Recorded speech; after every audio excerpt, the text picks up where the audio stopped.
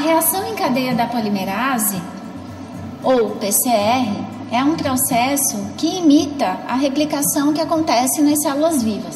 Esse vídeo tratará dos processos necessários para executar uma reação em cadeia da polimerase. Para a realização de análises do DNA previamente isolados, algumas etapas precisam ser executadas. Todo material deve ser próprio para a biologia molecular, ou seja, isento de DNases e RNases, que são as enzimas que degradam os ácidos nucleicos, ou previamente autoclavados, submetidos a calor úmido sob alta pressão.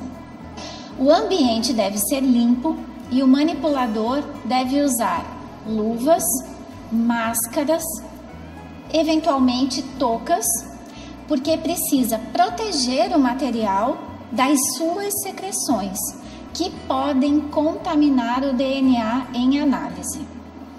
Perceba que quando realiza-se análise em biologia molecular, a lógica ela não deixa de ser como nos outros líquidos biológicos, em que é, claro, necessário tomar cuidado para não se contaminar com o sangue ou com outras secreções em análise, que podem ser contaminadas. Mas, nesse caso, é preciso também proteger o material em análise da secreção do manipulador. Por isso que o material, as luvas e as máscaras, se tornam duplamente necessários. A transferência de volumes em biologia molecular, assim como em qualquer outra análise laboratorial, requer precisão. No entanto, aqui estamos tratando de volumes na ordem dos microlitros. Então, por isso, é necessário aparatos laboratoriais diferenciados que permitem precisão em volumes bastante reduzidos.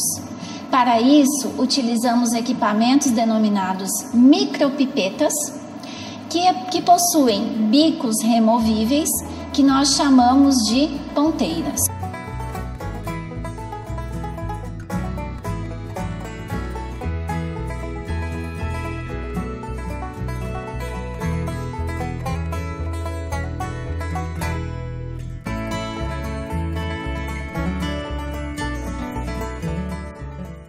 A execução da reação em cadeia da polimerase é bastante simples e consiste em misturar os reagentes necessários para o processo de amplificação in vitro e depois esse tubinho é levado a um equipamento denominado termociclador.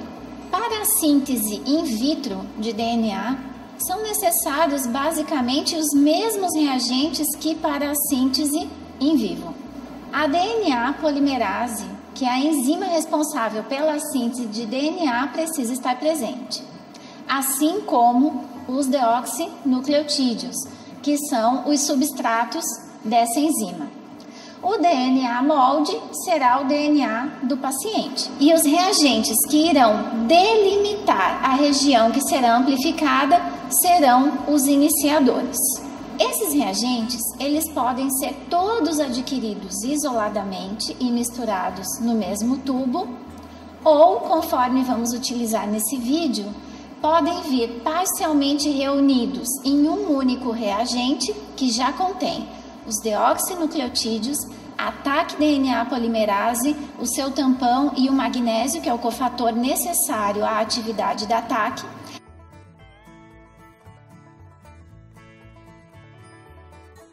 ao qual será adicionado os iniciadores específicos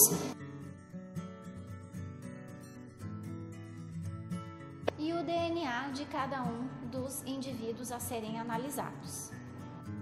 A reação acontece em um equipamento que promove os ciclos térmicos necessários à amplificação do DNA.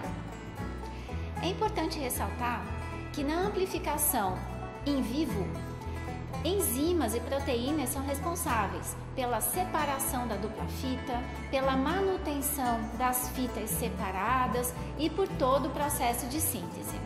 Na reação que nós estamos propondo in vitro, apenas a Taq-DNA polimerase está presente Então, quem vai promover a separação da dupla fita não são proteínas ou enzimas, e sim a temperatura, o aumento, a elevação da temperatura a 95 graus Celsius. O equipamento responsável pela promoção desses ciclos térmicos é o termociclador. O ciclo é constituído de 3 etapas. A primeira acontece a 95 graus e é onde ocorre a separação das duplas fitas de DNA, do DNA molde de origem ou DNA do paciente, o DNA que está em análise. Na segunda etapa, a temperatura cai para cerca de 60 graus Celsius e essa temperatura vai ser variável conforme o par de iniciadores que estiverem sendo utilizados. Essa temperatura visa promover o anelamento ou encontro dos primers na região do genoma que é complementar a eles. É importante que esses primers ou iniciadores tenham um tamanho entre 20 a 30 pares de base, permitindo assim serem altamente específicos na região do genoma que se pretende amplificar. A terceira etapa consiste na temperatura ótima da enzima DNA polimerase, que é 72 graus Celsius. A 72 graus, a enzima irá promover a síntese da fita complementar onde o primer anelou. Cabe ressaltar que a DNA polimerase utilizada nas reações in vitro é extraída de uma bactéria termófila denominada termos aquáticos, que é muito interessante do ponto de vista tecnológico, porque ela é resistente a altas temperaturas, não atrapalhando dessa forma os ciclos térmicos, porque ela não sofre desnaturação. Esse ciclo térmico de temperaturas de 94 e 95, desnaturação, 60, anelamento e 72, extensão, ocorrem de 25 a 30 vezes durante uma reação em cadeia da polimerase.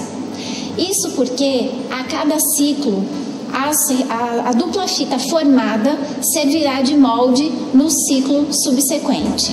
Isso permite uma amplificação exponencial.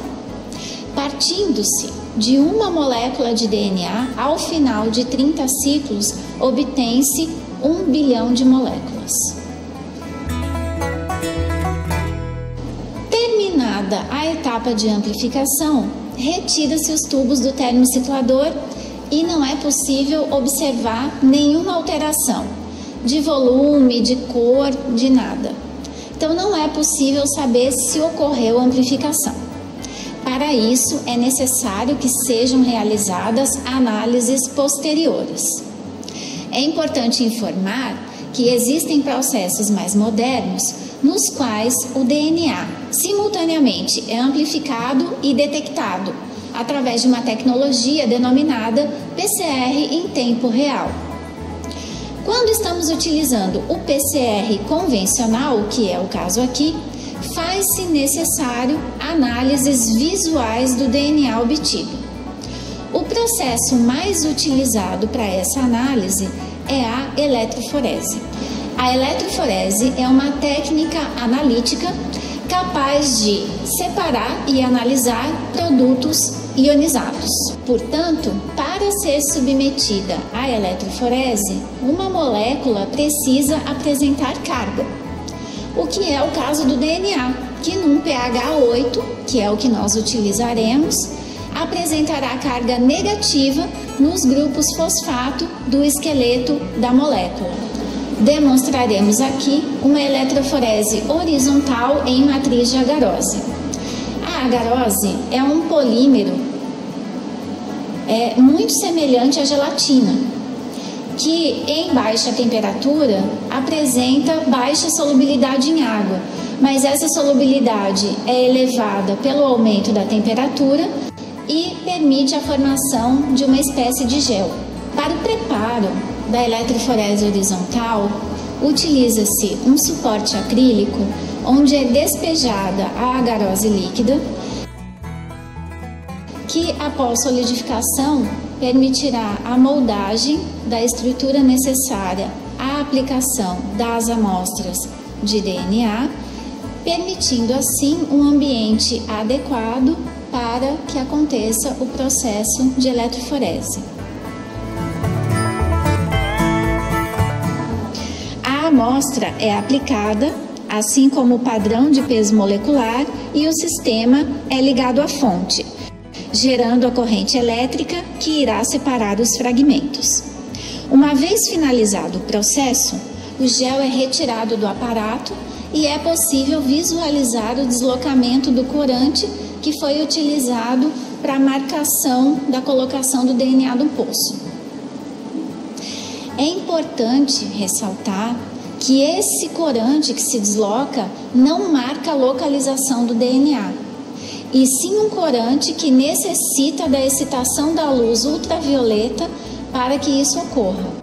Para visualizar o DNA, é necessário utilizar um aparelho de luz ultravioleta que é capaz de revelar as bandas do padrão de peso molecular, assim como a banda de DNA correspondente, porque o corante utilizado aqui é um corante intercalante de DNA que apenas pode ser visualizado quando excitado sob luz ultravioleta.